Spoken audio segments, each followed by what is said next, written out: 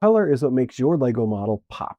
It can help it feel more realistic, grab attention, and simply be more exciting.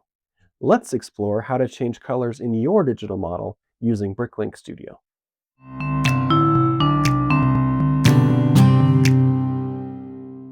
Now, when we look at this particular model, it's pretty obvious which parts don't quite fit and which ones need to have a different color added. To change the color, I'm going to simply select the part and then come over to the right-hand side where we have the color palette. Now, the color palette has a few different sections. We have the color list, we have any favorite colors that we've saved, and we have the content colors that are currently being used in our model.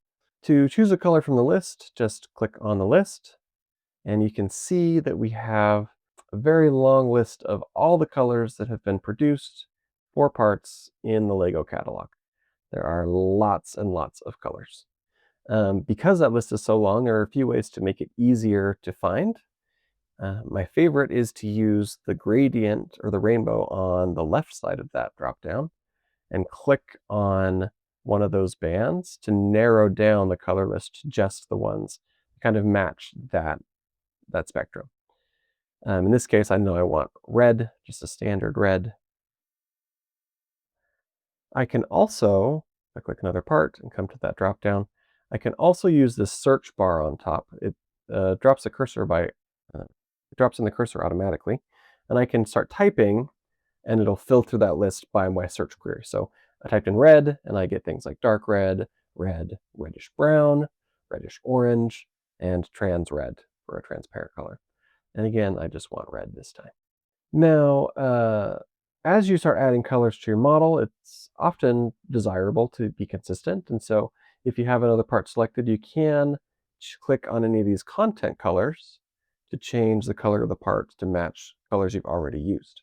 And if you know you like one of those colors, let's say I click on this blue here, and you add it to your favorite colors, these favorite colors will persist in your version of Studio between projects for you to use consistently. So let's say I love building castles and I use lots of light bluish gray. I might want to make that one of my favorite colors to just have it ready to go. And then finally, the color palette has a paint roller tool that lets you just grab a color and draw or paint directly on your model. So if I come to this paint roller icon, and then I choose a color, like let's say red, I can now click and draw on pieces in my model.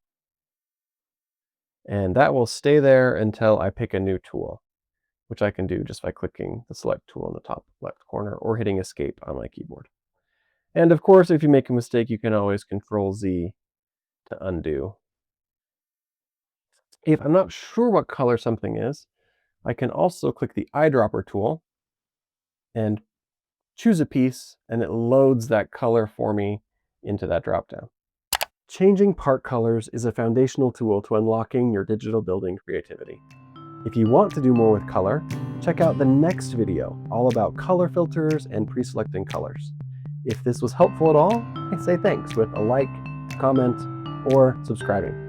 And be sure to check out more tutorials, including the rest of the Studio Basics playlist right here on my channel.